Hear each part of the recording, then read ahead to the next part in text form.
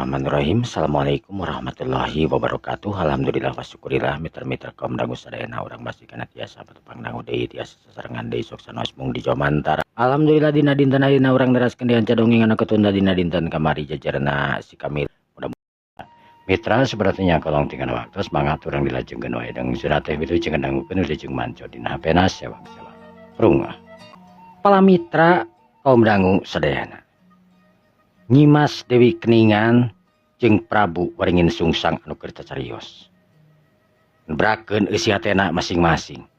Tapi jelas pikeun Nyimas Dewi Keningan bogoh na teh bener ka Prabu Waringin Sungsang. Tapi tetap sanajan bogoh ka Prabu Waringin Sungsang, Nyimas Dewi Keningan masih kena kehalangan. Hiji kahalangan teh manehanana geus jadian jeung hiji satria anu ngaranna Panji Sanan, Raja Anyar ti nagara Petukweruh. Atu kaduana tangtuna sanajan bogoh ka Prabu Waringin Sungsang. Waringin Sungsang oge lain agama Islam. Nu tangtuna aya masalah agama tangtu bisa diproses, lamun teh mah Waringin Sungsang bogoheun geus pasti bakal milu ka dirina. Nyimas Dewi Keningan anu neuteub seukeut ka Waringin Sungsang. Sakitu deui Waringin Sungsang dua hate harita patarema ngaliwatan panon masing-masingna. Waringin Sungsang anu tangtuna teu pati wani kudu paaduk teuteup jeung hiji wanoja geulis Dewi Keningan lain ku masalah lungku elmuna. Tapi jelas teuteupan Dewi Keningan anu ngandung pangabaran anu kecil pisan hebatna. Dewi Keningan pok harita ngomong deui ka Waringin Sungsang. Kakang, Sumahan. Kumaha Nyimas? rupi nama Nyimas oge malami aya di dieu teh. Ih, nakunaon? Margi Nyimas oge anu tos lampingan tunkeun kerajaan. 3 tahun lamina. Ih, 3 tahun lamina. Nanaon? Dugi kalami-lami ting kitu. Amdi nuju milari pengalaman. Oh. Janten ayeuna teh bade mulih wae ka karajaan. Sumohon. Mani kaduhungna karanan kanggo kakang mah. Kunaon memang na kaduhung teh Kang? Kahiji Nyimas ayeuna kedah paturai papisah sareng akang pangintenan. Atuh nu kadua-duana apanan urang teh nuju ngabahas agama Islam.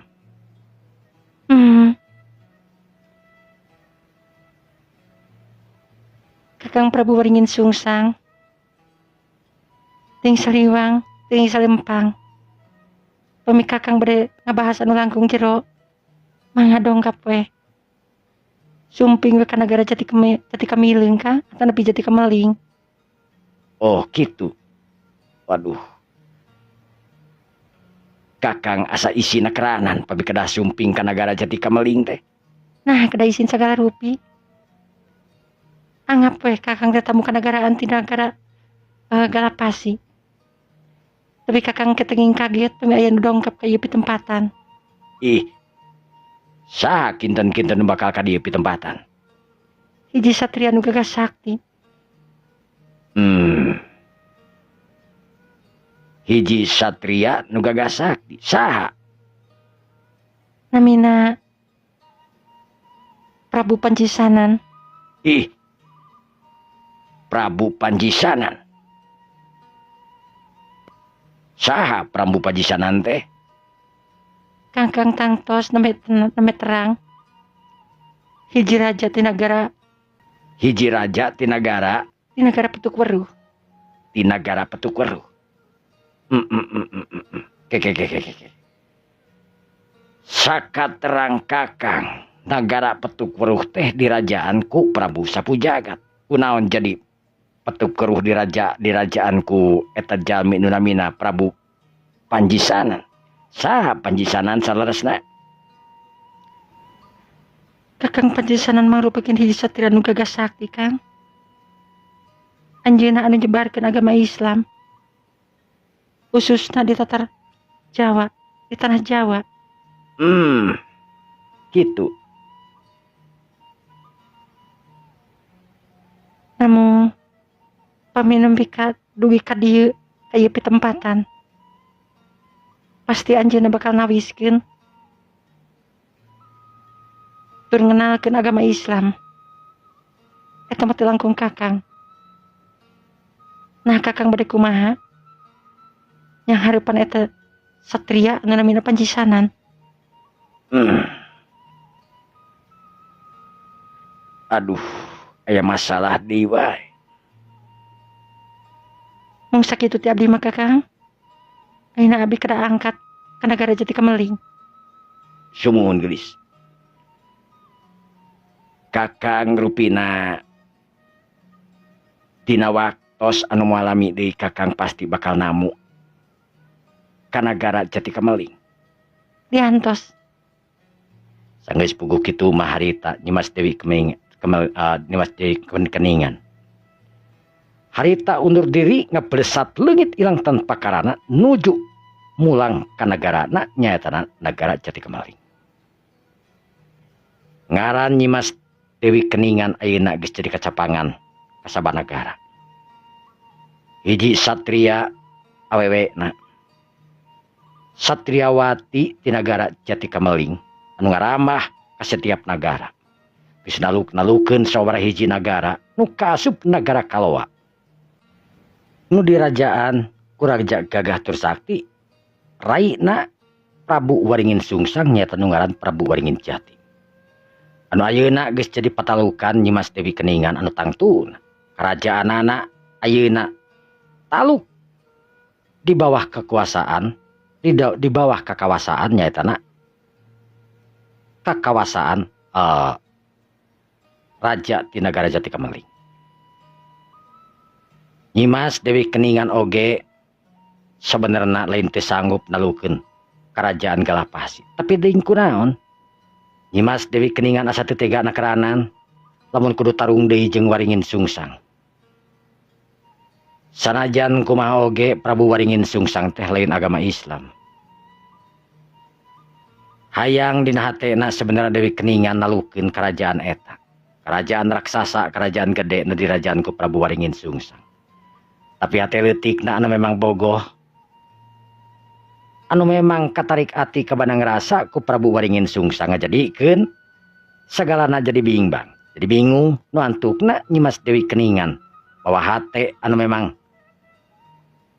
entrep di nagara Galapasi balik ka nagarana nagara Jati Kameling. Sanggeus ditinggalkeun ku Nyimas Dewi Keningan, Prabu Waringin Sungsang hari tengah hulang meraga menang. Pipikiranana cus-cos kaditu ka dieu inget kanu geulis. Nu sarua-rua beungeun ka bogoh tangtuna ti mimiti papanggih dina waktu harita manehna tarung eleh. Waktu Nyimas Dewi Keningan di nagara Jati Kameling ngayakeun sayembara pikeun pangangkatan para punggawa anu gagah sakti. Kaasup Prabu Waringin Sungsang anu dina waktu harita satria anu nyamar di nagara tapi tetap ujung-ujungna kapanggih lantaran nagara Jati Kameling teh aya Maktapura, aya Jabang Aruna, Bajul Pataru anu memang apal ka nagara eta. Cag urang tuna heula Prabu Waringin Sungsang jeung Nyimas Dewi Keningan.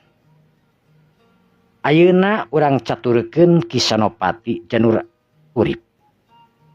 Senopati Janur Urip anu ngaberengbeng harita lumpat ngagunakeun aji kasaktena pikeun nepungan raja ti nagara Panji atanapi ti nagara Petukuruh nyatana Raden Panjisanan. Sakumaha panuduhan anu jadi sobatna nyatana hiji pandita anu ahli dina ilmu nujum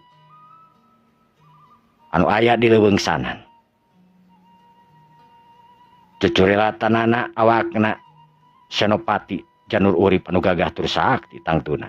Senopati ti nagara Galapasi anu kasohor gagah anu kasohor sakti.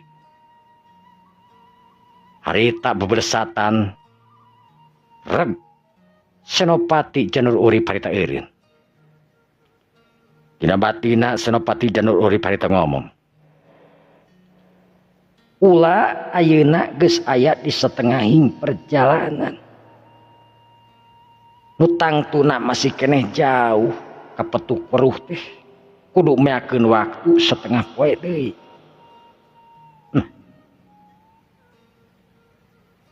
Prabu Waringin Sungsang bener-bener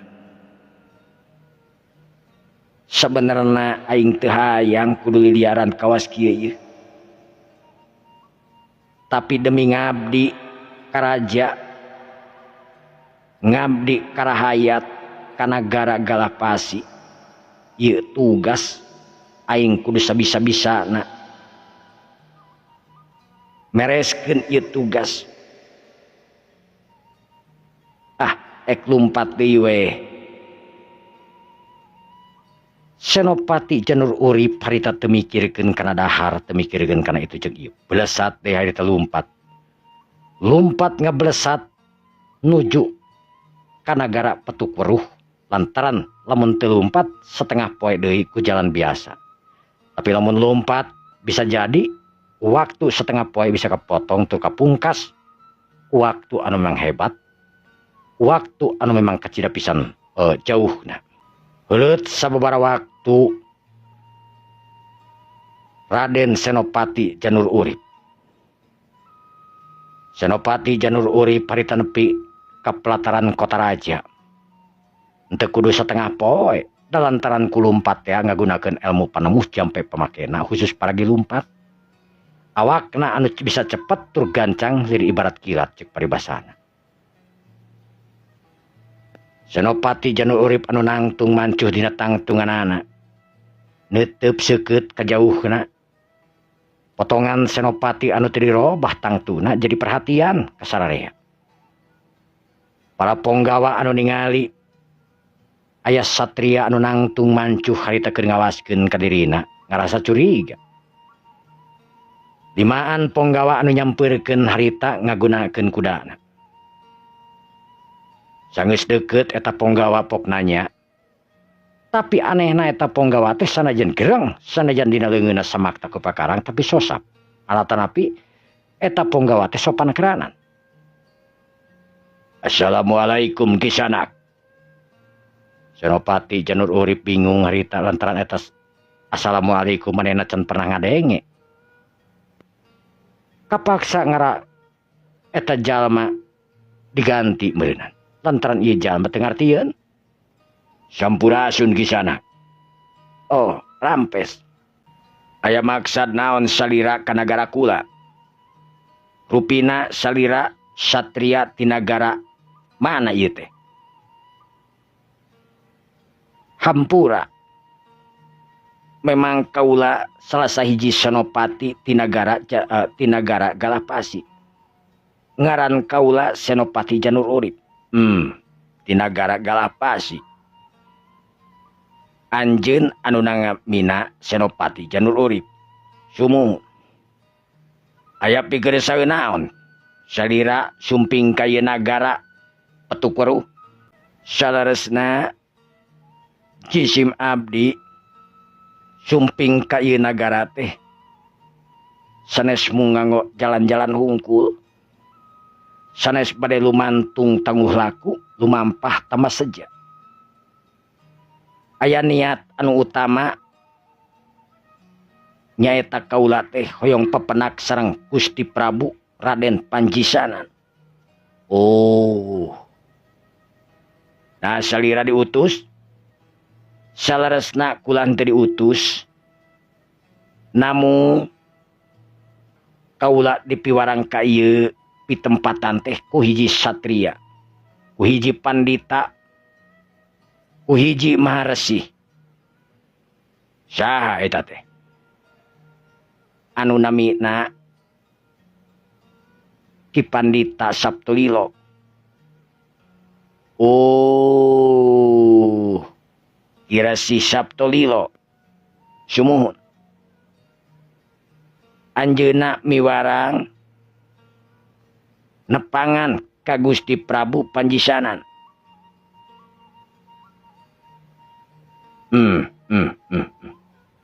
Tujuan salira nepangan ka Gusti Prabu Panjisanan aya naon perkawis eta hapunten jisim abdi teu tiasa nerangkeunana margi ieu kedahna diterangkeun teh ka Gusti Prabu Panjisanan pamugi salira masihan jalan tur ngajajabkeun kanggo kaula nepangan ka Gusti Prabu Panjisanan margi ieu utusan langsung ti Kakang Saptolilo. Punggawa bukakeun gerbang lawang sagetek bawa ieu tamu ti nagara Galahpasi. Bangga Kakang, bangga. Ayo salira dijajab ka karaton nepangan Gusti Prabu Panjisanan. Sumangga nuhun pisan. Sanggeus puguh kitu mah Senopati Raden Janur Urip harita dijajab urang leuwih sababaraha urang Ponggawa nu ngajajabkeun harita ke jero istana. Anu kabeneran Panjisanan harita sanajan jadi raja tapi tetep we kaayaan Panjisanan anu tenang. Anu harita keur ngobrol jeung Kipati ngeunaan kanagaraan ngeunaan itu jeung ieuna. Ngawurukanan ka jalma-jalma para mantri itu jeung ieuna. Sagala rupa anu tangtuna diwurukanan supaya para Ponggawa leuwih ngarti leuwih paham dina agama Islam. Keur kitu harita trojol sabaraha urang Ponggawa. Assalamualaikum Gusti. Waalaikumsalam. Aya naon Ponggawa? Ampun Gusti. Aya jalmi utusan ti nagara Galahpasi. Utusan ti nagara Galahpasi. Di mana teh? Itu jalmina aya palih ditu. Saurna diutus ku Gusti Saptolilo. Sok bawa atuh ka dieu. Nah Ponggawa atana pisaha. Anjeunna saurang senopati di nagara Galahpasi. Senopati di nagara Galahpasi. Suwun Gusti. Sok piwarang kalebet we. Anggo we kitu senalna mah. Sumun Gusti. Sanggeus puguh kitu mah. Senopati Janur Urip dititah asup diiring ku para Ponggawa sanggeus padu hareupan jeung Panjisanan kacida pisan ajrihna Senopati Janur Urip sabab teutepan Panjisanan anu ngandung pangaruh anu luar biasa. Depruk Senopati Janur Urip harita nyembah et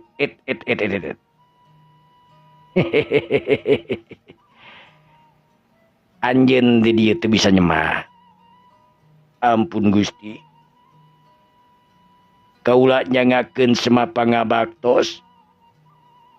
Kaula Senopati Janur Urip ti nagara Galahpasi. Ngahaja sumping ka ieu nagara diutus ku Kakang Saptolilo. Mangga cari. Mangga. Dimaran. Gek harita Senopati diuk tina kursi. Anu kacida pisan mewah. Ngaran-ngaran kursi kerajaan. Kursi jang narima tamu meureunna. Panjisanan anu neuteub seukeut harita pok nyarios. Kakang Senopati. Sumun. Ulah Prabu Panjisanan nganauhunkeun ka salira anu tos kersa rurumpaheun ka nagara kula nagara Petukur timbalan aya maksad naon sareng aya kabar naon anu dicanak ku salira ka ieu nagara. Ampun Gusti. Kaula anu satadina diutus ku Raja Kaula Gusti Prabu Waringin Sungsang. Pikeun angkat kaleuweungsanan, pikeun pangan nyaetana Kakang Saptolilo. Aya naon tujuanana? Margina Gusti Prabu Waringin Sungsang anu tos tahun-tahun teu damang. Anjeunna miwarang Saptolilo pikeun meredih nyuhunkeun obat pitulung kanggo ngadamangkeun Prabu Waringin Sungsang. Oh, hasil lumawi. Kocapna abdi tos dugi kaleuweungsanan turun pangan ka Kakang Saptolilo. Kakang Saptolilo anu teu sangemeun malah dituduhkeun ka Gusti Prabu Raden Panjisanan. Oh, jadi anjeun datangna ka dieu teh diutus kudu jadi bapak kaula. Sumuhun. Anjeun teh Senopati Janur Urip di nagara Galapasi. Imbalan Gusti. Rek naon anjeun datang ka dieu cing? Ampun Gusti. Jauh di jugjug anggang di teang. Kaula tangtu. Aya maksud anu tangtu. Boga niat nu diseja. Pamugi Gusti Prabu Waringin Sungsang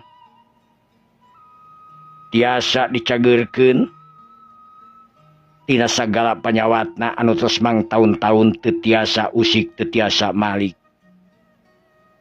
Namung anehna ari medut mada ka kupingna ngageleger. Bauna ge katida pisan leuwih-leuwih ti beuti kotok. Geus tong disebutkeun. Geus ngarti kula ge.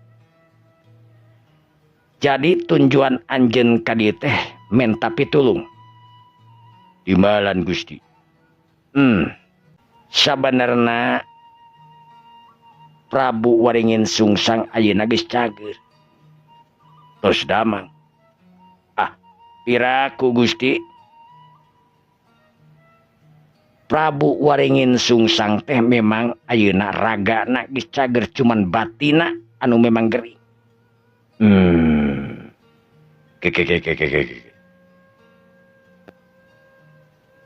Kunaon pangna bisa kitu? Margi kieu Gusti. Kumaha? Anjeunna tisaprak ngutus jisim abdi teh Gusti Prabu Waringin Sungsang teh teu usik teu malik. Tur kucap kiceu pungkul jiga nu cacingeun. Teu tiasa itu, teu tiasa ieu. Ayeuna nguping ti salira Gusti teh dipangersa saurna Prabu Waringin Sungsang teh parantos damang. Bener. Prabu Waringin Sungsang ayeuna geus cager. Jadi naon kula kudu nawarakeun naon? Waringin Sungsang ayeuna geus jag sehat.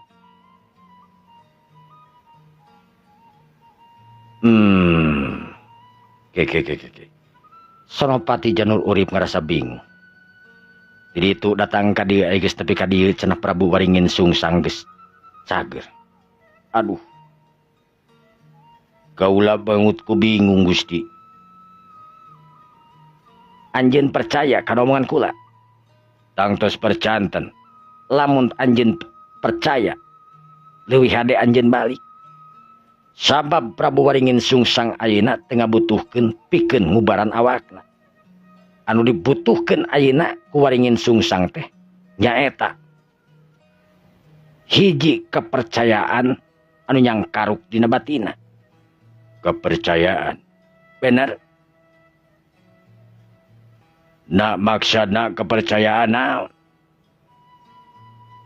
Anjeunna ayeuna kermikiran sesembahan. Naon ayeuna nu keur disembah manehanana. Kinten-kinten kepercayaan anu nuju diemutan teh naon?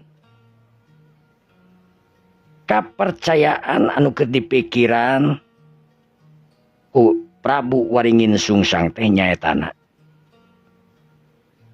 masalah keagamaan anu ditepikeun ku hiji jalma kana ceulina Prabu Waringin Sungsang. Agama, bener? Naon teh agama teh? Agama teh mangrupakeun kapercayaan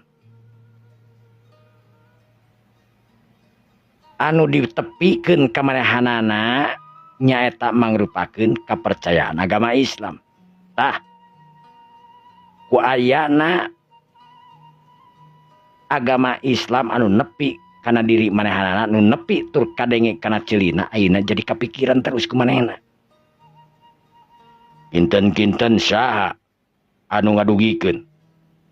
Perkara nu ngadugikeun kula ge teu apal.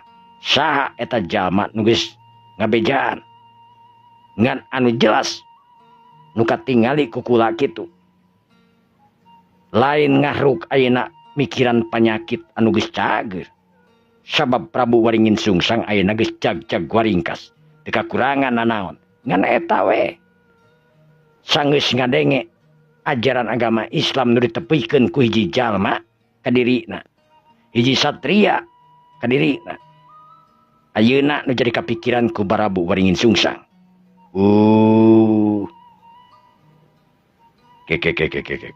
Kinten-kinten saha anu tos masihan wartos ka anjeunna. Kula sorangan oge teu apal. Sugan kitu atuh. Sabab ieu teh teu katingali sama sakali ku kula. Saha nu geus ngabejaan?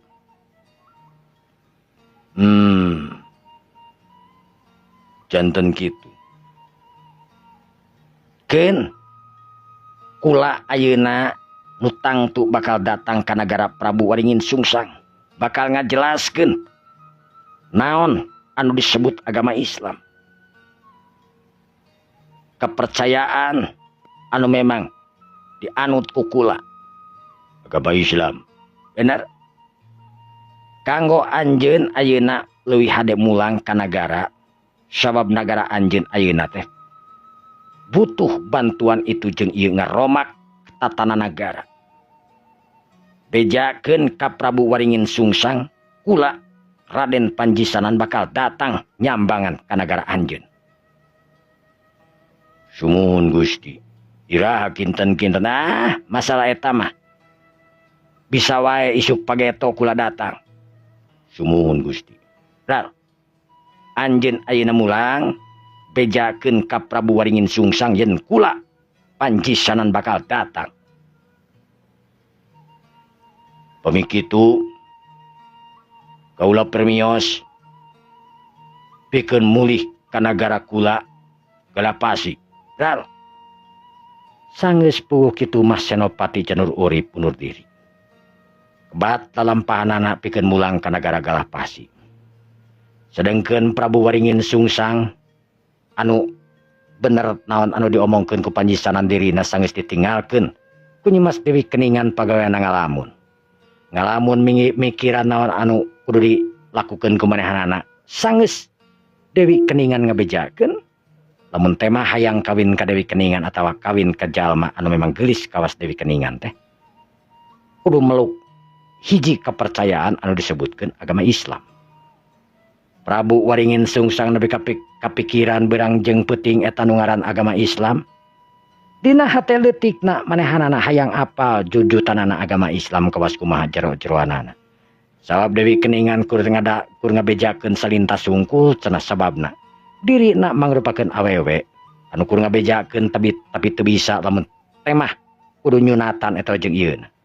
Sabab Dewi Keningan hiji awewe piraku teuing kudu ngeuweuk botol kecap meureunnan. Nya tangtuna we Dewi Keningan tangtu nolak.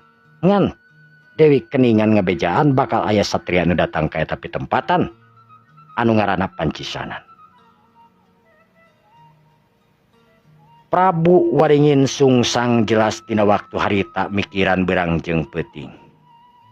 Kipatih junta harita ngarasa hariwang dewa. Cager ku cagerna waringin sungsang awakna waringkas jab-jab. Tapi kunaon make jeung ayeuna nguyung sagala rupa. Dina pikiran Patih Junta aya naon sebabna. Aduh. Aya naon deui wae.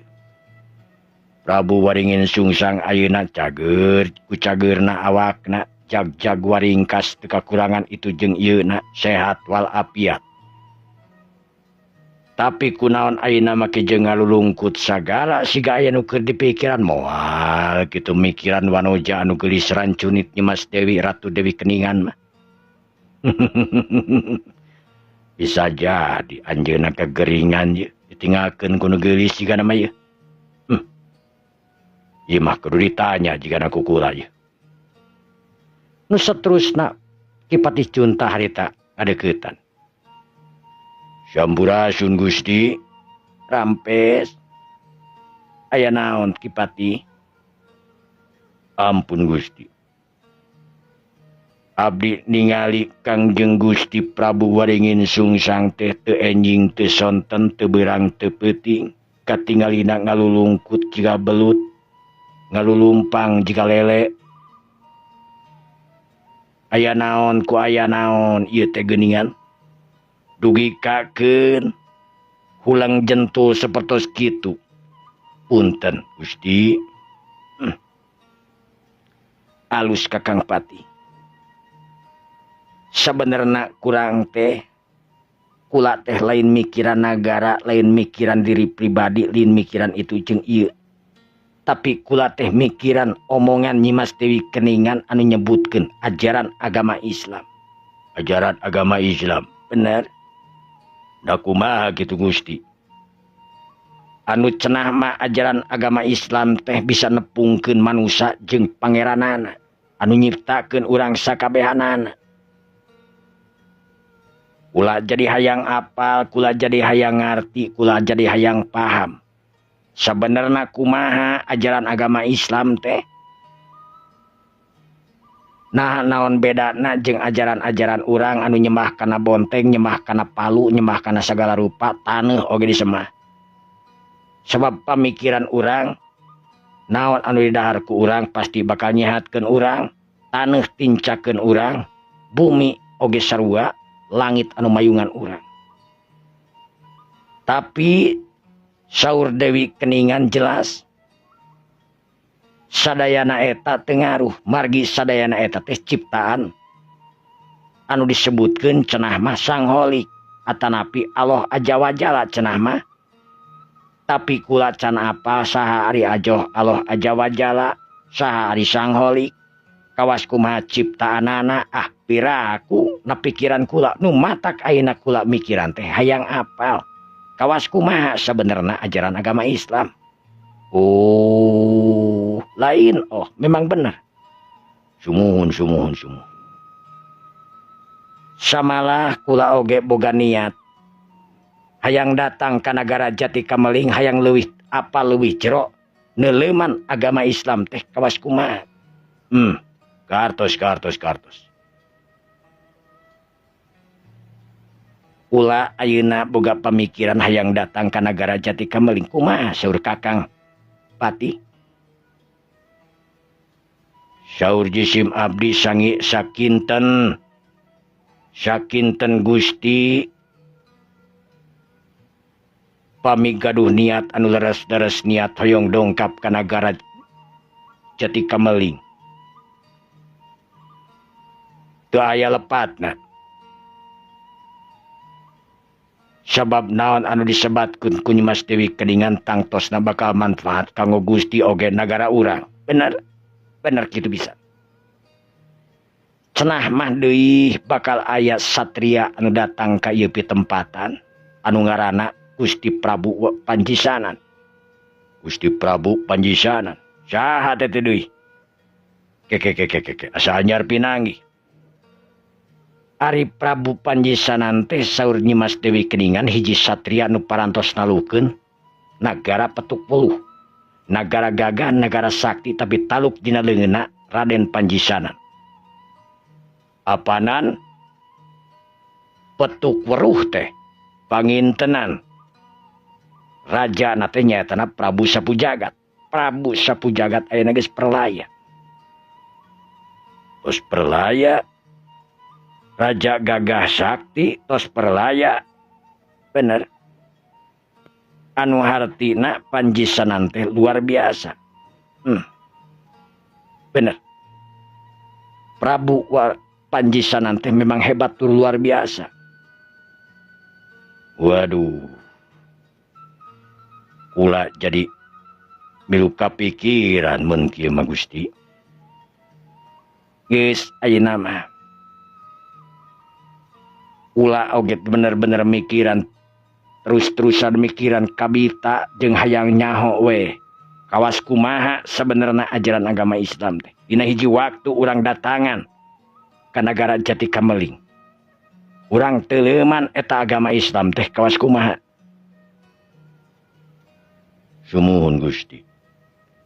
Kitu babadamianana, kitu obrolan anu Prabu Waringin Sungsang jeung anu jadi pepatihna nyatana Pati Junta.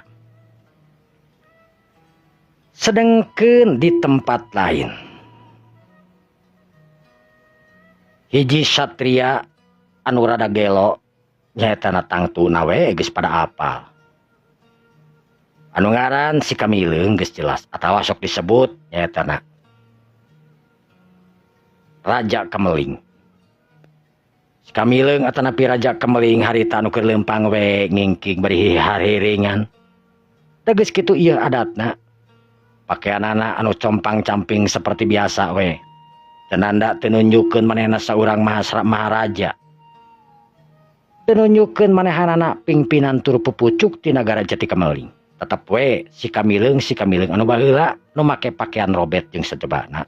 Ngomong ngacaprak jeung itu jeung ieuna. Aduh. Geus nepi ka mana ieu aing lempang di tadi teh yeuh? Lempang dina jalan anu lempeng pang. Anak aing ayeuna keur balik jiga namakeun cenah balik we. Nah teuing. Si Bajul Pataru make jeung kaluar ti nagara. Waduh. Tujuanana jigana neangan aing jeung nu jadi anak aing. Keun sida ngalalana we tuman teuing. Hayo hiji di nagara. Keun sina apal nagara di luar teh kawas kumaha.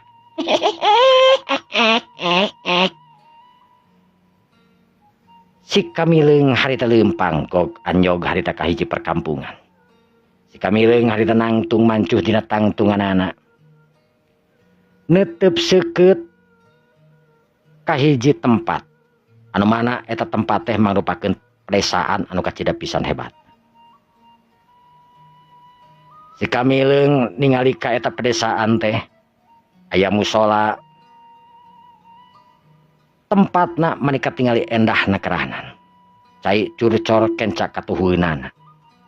Waduh, ieu mah desa teh mari ngeunahna kerahanan ieu nya asupna ka nagara naon ieu.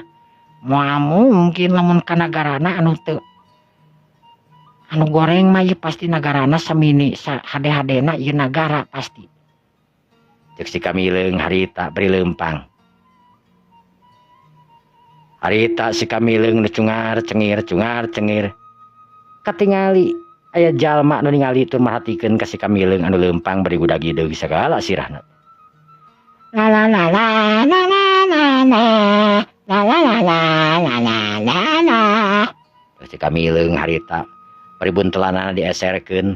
Eta buntelan teh mangrupakeun baju seperti nya sarung, alat-alat paragi salat we si Kamileung. Sedengkeun baju nu dipakena si Kamileung teh baju kabesaranana baju robet nu baheula mimiti dibawa keluar. Ayeuna masih kena aya we jadi jimat keur si Kamileung. Jalma nu ningali ka si Kamileung harita di warung harita ting sarenge. Sabab geus aya deui we cenah ieu jelema gelo teh model kieu yeuh kamari kakara aya nu gelo cenah ayeuna geus aya di nu gelo. Srog si Kamileung harita anyog ka eta warung nu katingali aya sabaraha urang jalma keur barang dahar. Assalamualaikum. Si Kamileung harita. Waalaikumsalam Ujang, mangga sok kalebat. Eta tukang dagang bari neuteub seukeut ti luhur nepi ka handap aya katingali si Kamileung jelas si Kamileung mah. Rubat rabet siga nu teu eling we harita. Hayang dahar uing euy. Si Kamileung harita.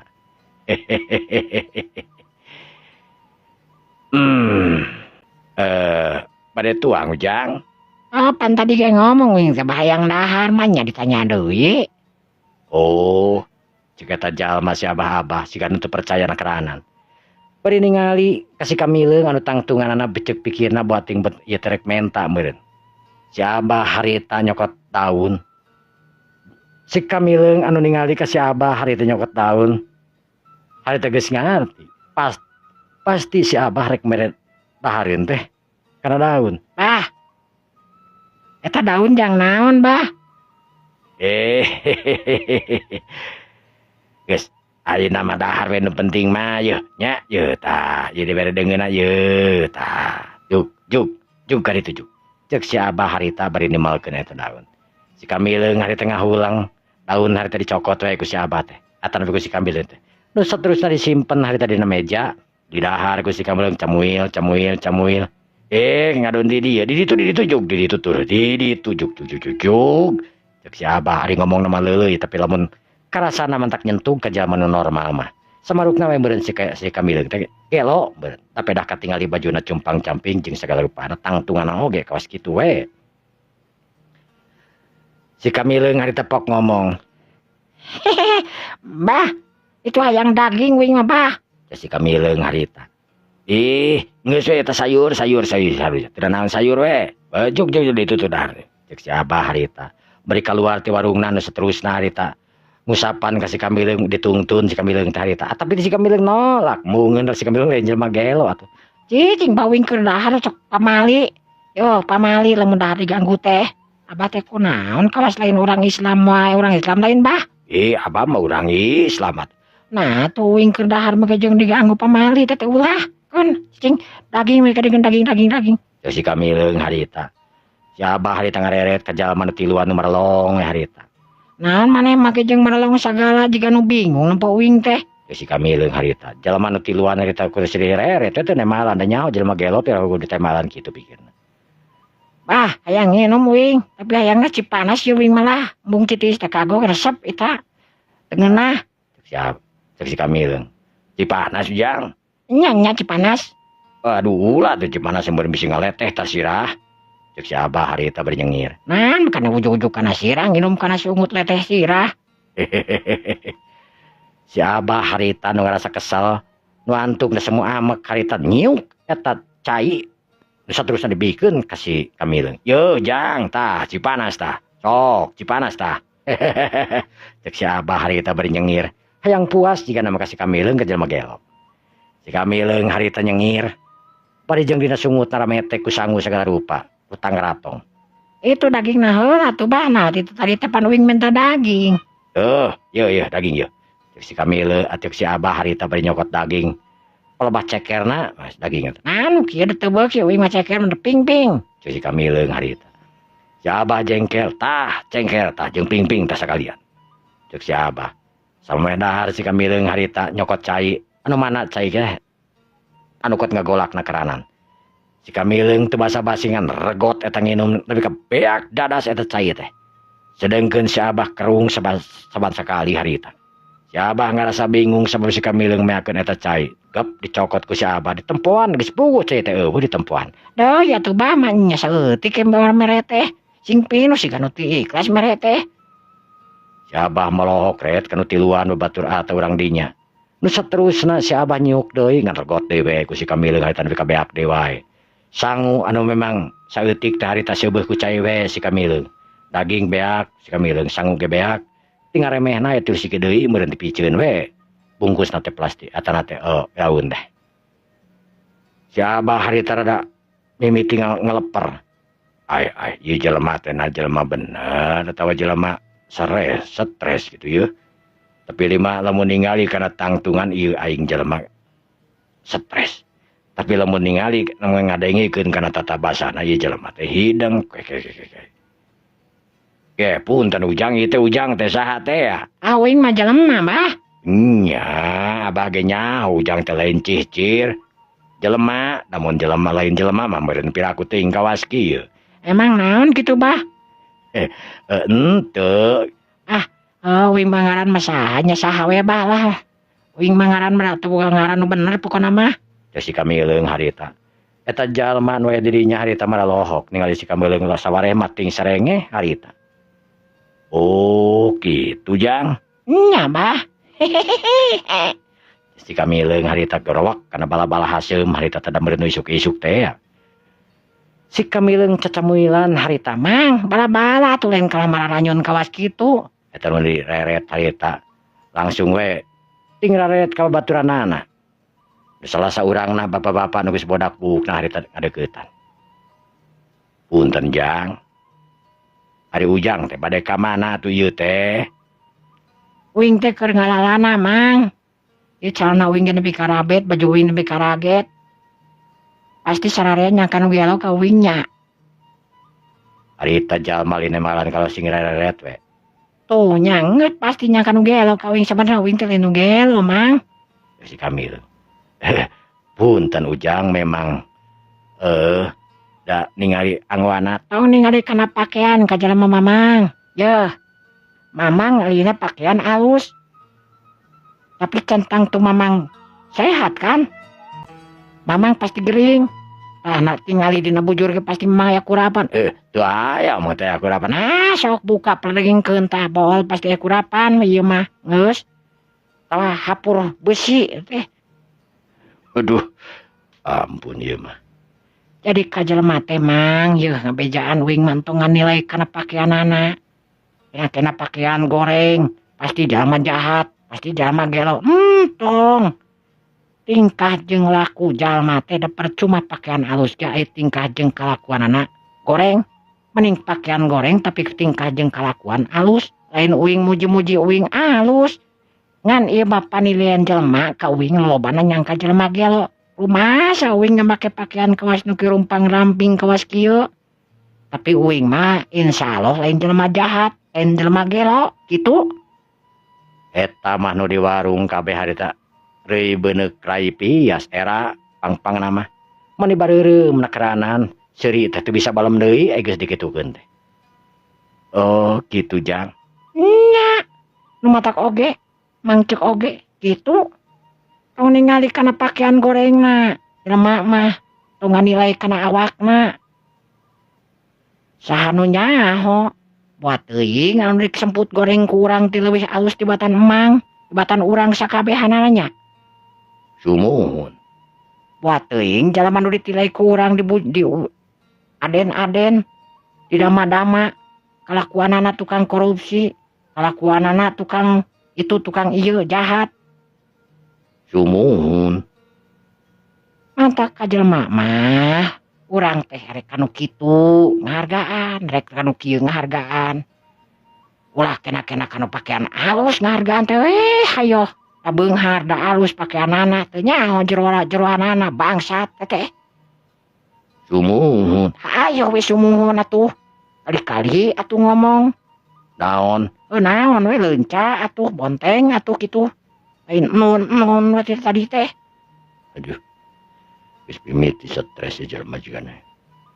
Aduh, paur ieu. Beureu ieu, beureu saep cenah mah. Beureu saep ieu. Mang, ayo kampung teh ngaranna kampung naon? Kampung Kopi Jang, Cikopi di dieu. Cikopi. Nya, kampung Cikopi. Oh, terus aya nu ngopi naon di dieu ngaranna? Oh, Cikopi saruangan kampungna ge sarua Cikopi. Ieu mah ciptaan tukang dongeng jigana mah. Eueuh deui. Eueuh deui ngaran kampung nu lain. Piraku arek ngaran dago mah pan asap piraku. Nya teu naon atuh da. Arek ngaran dago, arek ngaran ka Majalaya atau orang Pangalengan gitu naon atuh. Gitu. Nya, gitu. Nya, intina mah kitu mang. Urang teh nganilai jelema teh ulah tina pakaianana jeung tina awakna. Nya. Rek nu kieu tetep urang teh kudu ngahar. Hargaan. Rek goreng patut, goreng cucunguk, ade, rek jeung nu mewah nu ieu tetep urang teh kudu sarua ngaharga. Hargaan. Da teu rugi ngahargaan jelema mah. Nu puguh mah jadi kauntungan keur urang. Nah, keuntungan. Enya. Sok urang ayeuna leumpang ka pasar terus teu ngahargaan ka jelema dedupa ke hare-hare we. Urang teh geus kudu pasti bakal Bakal jeblok. ditengeulan pan. Coba lamun urang hanap asor, Suraseuri itu jieut. Moal disangkan oge lo Suraseuri teh keur ngahargaan mah puguh mah. Aya jelema seuri bari mangut. Moal disangkan oge lo so teh lamun seuleumpang sorangan Suraseuri tah eta pasti urang bakal disangkan nu gelo. Gitu. Moal rugi. Justru ibadah teh lamun urang teh loba seuri ka batur teh, ibadah teh. Lamun ayeuna urang loba heureuy-heureuy anu tartib heureuy anu memang pikeun ngahibur jalma-jalma eta ge ibadah sarua. Ujang heureuy kawas kieu. Uing ngan teu heureuy, uing mah serius nama matahan emang. Itu. Lain nyaan ieu mah. Lagi-lagi lah keding. Ing mah. Bahasa naon eta? Biasana sok make kieu teh urang. Kijing. Da uing ge osok ulin ka Cikijing ka Leuwi Muning, baheula oge uing ulin teh ka Leuwi Muning pernah ka ditu. Ketutugan Gunung Ciremay ka Kuningan ka ditu pernah. Lur Agung pernah. Malah ka Cinta Asih uing mah ka pojok ka ditu teh Lur Agungna oge tuh. Nu aya Ceu Awi Gedah Gebang ka ditu teh ting.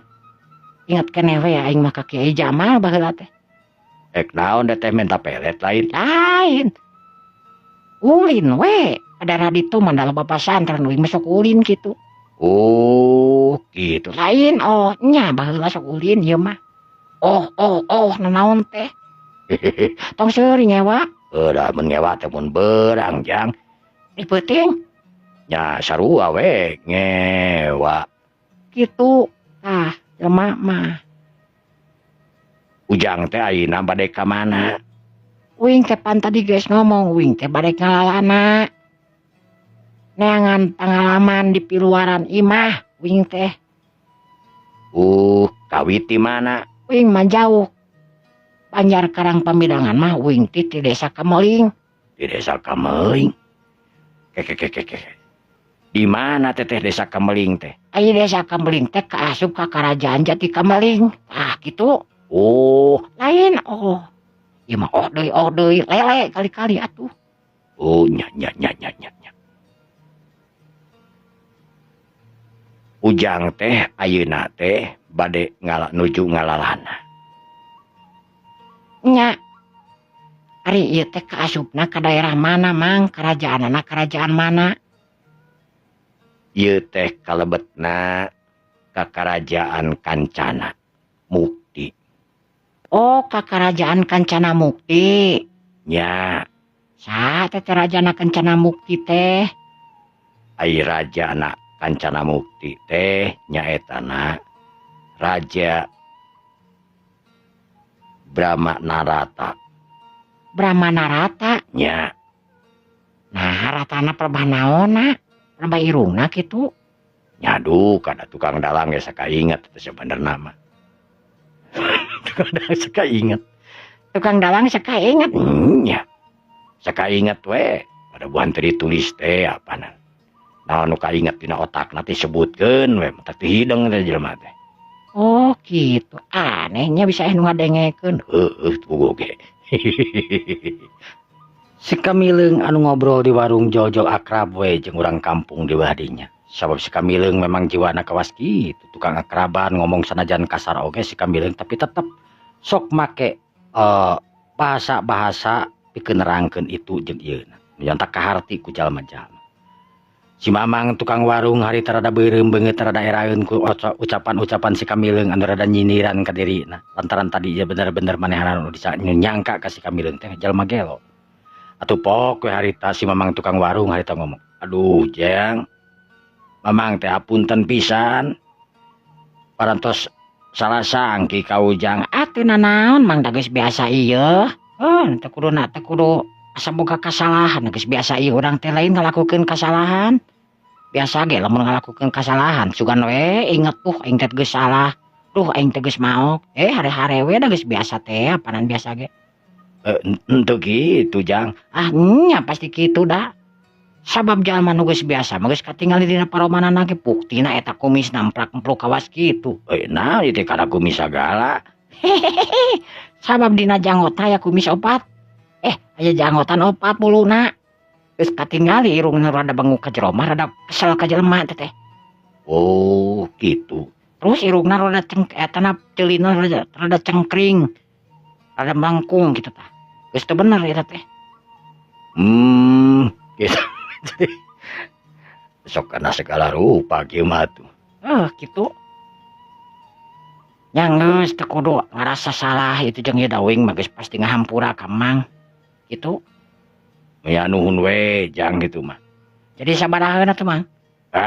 Teu kedah. Entong teu kedah da uing mah tadi ge lain men tarek meuli, uing mah tadi kajenting dina tah. Uing dibayar. Kebek. Sakabeh nu di warung dirinya kabeh kaget. Sabab duit anu dibikeun ku si Kamileung teh mangrupakeun lempengan emas. Jelas. Lempengan emas teh ceuk paribasana tong boro-boro ning sangu sababoko. Sanajan jeung warung-warungna 3 warung model kitu basa kaduitan ku eta duit lempengan emas. Aduh, Jang. Ieu teh eta teh mayar, Mang.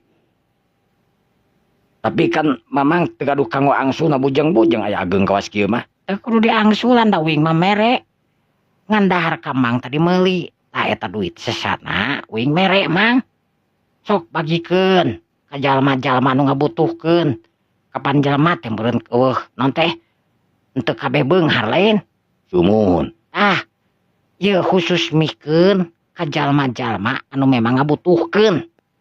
Sanajan sakabeh jalma beunghar jalma miskin ngabutuhkeun tapi memang saluran ieu teh kudu bener-bener nepi ka jalma anu memang ngabutuhkeun pisan. Kitu anu hartina ka jalma miskin nu teu boga. Oh gitu Jang. Atuh nganuhunkeun pisan we. Sok. Wing ayeuna rek ini ti we wing mah. Wing mah yang nya eta nagara naon ngaranna tadi teh? Nagara Kencana Mukti Jang.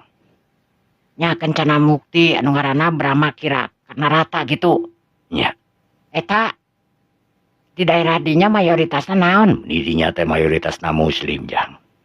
Jadi agama Islam sami sareng di dieu. Pokona mah hampir saban daerah di dieu mah tos muslim Jang. Di kapungkur oge ti Mamang Orok oge jelema di dieu mah tos turun timurun nu muslim Jang. Tuh nuhun pisan aya kitu mah pantesan atuh kitu balager urang dieu teh nyeungeun kitu mah nya. Nya kitu teh Jang nu bager-bager karaman mah aya ningan nu maok kitu. Oh kitu Mang nya, mantak oge hati-hati Jang. Duh. Ngalangkung ka daerah dieu teh sok rada ieu pangpangan sok rada kapileuweungan rada sempek we geus. Di dieu mah sok rada tinggara jeleng. Ka dieu sok aya karaman. Ai ka dieu mah alhamdulillah tara Jang. Langki sanes tara langki gitu. Nya aya mah aya tapi teu kahitung setahun 2 kali gitu. Margi di dieu oge kan aya paguron kan kasebatkeun. Nya kasebatkeun paguron sae Jang gitu. Nya guru nangartos itu jeung dieuna sok tulung tinulungan wae. Alhamdulillah atuh kitu mah nya geus atuh uing rek mangkat dinya mangnya. Sok eta duit nu tadi ku uing dibikeun sing dimanfaatkeun sing nepi ka nu ngabutuhkeun anak nya. Aduh hatur nuhun pisan Jang. Mudah-mudahan ujang sing dilancarkeun sing disalametkeun. Amin. Si Kamileung harita nyokot buntelanana leos we ini tinggalkeun eta pitempatan. Si Kamileung harita ngingkig we ini ka beulah wetan. Pipikiranana manehanana hayang papanggih jeung anu ngaranna Brahma Narata. Mangrupakeun raja ti nagara Kencana Mukti. Sabab ceuk pikirna eta Raja Brahma naon teh ngaranna teh Kencana Mukti. Hiji raja anu gagah tur sakti ceuk pikirna si Kamileung memang bener. Brahma Narata hiji raja anu memang bisa disebutkeun gagah jeung sakti tur bijaksana. Si Kamileung anu leumpang harita nuju ka beulah wetan sakumaha panuduhan para warga nu tadi leumpang ka beulah wetan engke kurang leuwih setengah poe bakal nepi ka hiji nagara anu ngaranna Nagara Kencana Mukti. Si Kamileung anu leumpang mapae jalan anu ngabuluk-buk teu mangihan leuweung teu mangihan itu jeung ieu na kurpas pikabonan we sawah reuma jeung sajabana. Si Kamileung anu terus leumpang turun naik unggah gunung. Setengah poe ceuk urang warga di dinya bakal nepi. Si Kamileung harita nangtung mancuh di pegunungan. Kira-kira tempat pasir anu luhurna keranan bisa katempo kaditu ka dieu katingali ka belah wetana. Aya hiji bangunan anu katingali jauh. Tarantarana masihkeun teh sanajan masih jauh katingali ku si Kamileung eta bangunan teh meuni endahna keranan. Menara bangunan katingali ku si Kamileung. Oh, eta meureunana kota raja nu ngaranna Kencana Mukti teh ah. Aing kudu latang ka dinya hayang nyawe aing mah kasarua urang Islam beureunan cing. Kumaha tah urang Islam di dinya teh. Nah, bener teu kana keislamanana aing hayang nyawe. Nah, aya masjid urang dinya teh henteu kitu. Ceuk si Kamileung harita bari leumpang ngingkig nuju ka belah wetan. Si Kamileung anu tekung silila memang setengah poe teh geus nepi si Kamileung harita ka hiji tempat anu mangrupakeun eta teh sisi kota. Sisi kota raja Kencana Mukti. Ngaliwatan kadipaten sahiji kadipaten anu paling deukeut nyaeta masih keneh kadipaten nu aya di kerajaan Kencana Mukti. Eta kadipaten teh ngaran kadipatena Kadipaten Tiluran. Kadipaten Tiluran teh dipimpin ku Adipati Sapta Aji. Sapta Aji atanapi Adipati Sapta Aji anu mimpin kadipaten kakadipatenan di Tiluran. Kasohor anu berdegong lantaran tetela Adipati Sapta Aji teh kabogaan ilmu panemuh jampe pamake anu hebat. Anu nalak kana sagala kabijakan raja. Brahma Narata geus sababaraha kali negor ka Adipati Sapta Aji, tapi weleh. Di Sapta Aji seperti anu nangtang ke kerajaan Kencana Mukti. Padahal kerajaan Kencana Mukti teh pangrupakeun pusat kerajaan atasan Kadipaten Tiluran. Adipati anu ngarasa gagah, anu ngarasa sakti, anu mal aya nu bisa mampu ngelehkeun Brahma Narata Adipati Sapta Aji. Kasohor Sapta Aji teh boga ilmu anu disebutkeun rawe rontek. Awakna anu kuat diteuk-teuk di kumaha-kumaha tetep bakal balik deui, hirup deui sanajan awakna geus dipisah-pisah dicacag di kumaha-kumaha. Brahma Narata ge lain teu nyoba memang. Eleh gelutna Brahma Narata atanapi Sapta Aji ku Brahma Narata. Tapi anehna Adipati Sapta Aji teh teu bisa paeh sanajan kumaha-kumaha ge tetep hirup deui. Nu dianggap paeh hirup deui. Anu matak Brahma Narata geus teu daekeun de openan ka Kadipaten Tiluran. Kadipaten Tiluran teh lir ibarat nagara leutik we anu aya di jero nagara. Bandel kabina-bina. Rahayatna anu memang kasebutkeun bisa disebutkeun nya ripuh lantaran rajaan anu sarakah. Sagala hasil kekayaan teh kudu dibagi dua, dibawa ke kerajaan atanapi dibawa ke kadipatenan Kadipaten Tiluran. Rahayat anu katingali ngabangkang geus tangtu bakal meunang hukuman ti para penggawana anu dititahan langsung nyaeta ku Adipati Sapta Aji. Adipati Sapta Aji hiji adipati anu gagah perkasa. Pamajikanana anu sakitu lobana teuing aya 5, teuing aya 6, teuing aya 10 tawa 12. Ngan anu jelas pamajikanana teh lobana karanan. Si Kamileung harita anu malipir nepi ka hiji warung neangan informasi ieu teh nagara naon. Sabab si Kamileung can nyaho eta kadipaten atawa nagara. Sabab katingali ku si Kamileung saliwatan tentara ti eta nagara teh lir ibarat nagara atanapi sigah lain di kakadipatenan. Samakta ku pakarangna lir ibarat ti kanagaraan. Sampurasun cek si Kamileung harita. Rampes ujang, mangga kalebat mangga. Jalma nu dirinya harita naringalikeun ka si Kamileung anu make pakaian sing sarua hideung bari jeung dekil kaos kitu kaos kieu. Aya piker naon ujang? Anya uing ka warung pasti hayang dahar mang. Tapi tong dahar lah urang ngopi we. Si Kamileung harita lantaran tadi geus dahar. Nyimpang sote si Kamileung lain hayang itu hayang ieu tapi hayang menang informasi. Kamileung anu rat-ret ka kenca ka katuhu. Katingali jalma-jalma nu lalar liwat muwuh eta di tengah kota cek paribasana di kota kadipaten. Anu rame ngan peda eueuh beus jeung eueuh sedan we dina waktu harita mah. Nu aya teh kuda we kaditu ka dieu harita. Kuda anu jara rangkung badag anu dipake ku para penggawa anu keur patroli tangtuna. Si Mamang nu boga warung harita rurat-ret ka kenca ka katuhu. Bade ngopi wae ujang. Nyamang lah yang panggilkeun kopi we uing malah. Mangga atuh. Si Mamang harita sanajan rurat-ret ka si Kamileung. Tapi si Mamang tetep we teu loba omong jeung itu jeung ieuna. Si Kamileung harita di ladangan. Mangga ujang ieu kopina. Nuhun mang. Warga urang dinya anu keur darariuk aya sababaraha urangna harita ting gereneng. Ting naon anu diomongkeun ngan anu jelas jigana nyangka ka si Kamileung teh jalma teu hideng meureunan kitu. Sabab katingali dina papakeanana oge anu compang-camping si Kamileung. Ngahaja sabenerna.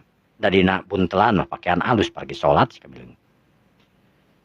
Si Kamileung tiba heula ti keur ngora nepi ka ayeuna teh tetep anu dibawa teh mangrupakeun pakaian kasebutkeun paragi salat. Dikeur baheula mimiti bujangan ngalalana init ninggalkeun eta pitempatan nepi ka ayeuna si Kamileung geus boga tahta karajaan cik paribasana geus ngawasa karajaan di tanah Jawa. Tapi tetep we kalakuan si Kamileung mah kawas kitu. Henteu kena-kena jadi raja langsung make pakaian nu pangalusna teh si Kamileung. Tetep we kaayana kawas kitu. Mang. Mohon ujang. Ari ieu teh daerah naon ngaranna mang? Ieu teh namina teh Kadipaten Tiluran jang. Kadipaten Tiluran. Mohon. Ai Kadipaten Tiluran teh rajana saha mang? Ieu teh anu dicepeng nyaetana ku Adipati Sapta Aji. Hiji adipati nu gagah sakti jang. Gitu. Maneh rek naon maneh tatanya kawas naon wae sia. Si Kamileung harita ngareret. Memangna uing teu meunang gitu mang tatanya kawas kieu kon tatanya mah. Meni boga meni kasieunana keranan. Si Kamileung harita. Sia ditanya teh. Diomonganan teh. Nya maksudna mamang naon make jeung uing ulah tatanya kawas kieu. Ni tatanya mah da uing gitu dah yang apa uing teh. Jelema keur ngalalana mang dengan pengalaman itu jeung ieuna. Sugana ku tatanya mah di dieu oge aya nu ngabejakeun pusing mah ngabejakeun. Mang. Nah make ulah ka uing tatanya cing. Uing hayang nyaho. Saha maneh teh sebenarnya? Nya uing mah jelema. Ngaran sia teh. Ngaran mah Mud. Mud. Nya. Urang mana sia teh? Jauh uing mang. Moal nyaho mang mah. Man jauhna ti mana sia teh? Uing teh datang ti hiji nagara di daerah Jati Kameling. Kampung uing teh ngaranna Desa Kameling, mang. Sararea harita ting raret sabab manehna ge apal aya Jati Kameling nu kacida pisan jauhna lamun lempang ti dinya ka Jati Kameling teh kudu ngameakeun waktu teh kurang leuwih meureunan sabulan kitu. Rek naon maneh datang ka dieu? Pan uing geus ngomong ti tadi uing teh ke jelema keur ngalalana, mang kitu. Tuh bakat kulila-lilana lempang teh uing ge pakaian teh mah amuradul kawas kieu. Rimang naon make jeung nanyakeun kitu ka uing sagala. Dengekeun. Maneh teu hak tumanya di daerah dieu euy. Nah, make jeung teu hak. Mana aya naon kasalahan uing di dieu? Pan uing teh kakara ge nyaho ke tempat ieu kakara ge muncul uing teh ka dieu. Anyar pinanggih uing teh di dieu nah make jeung geus dilarang-larang sagala. Memangna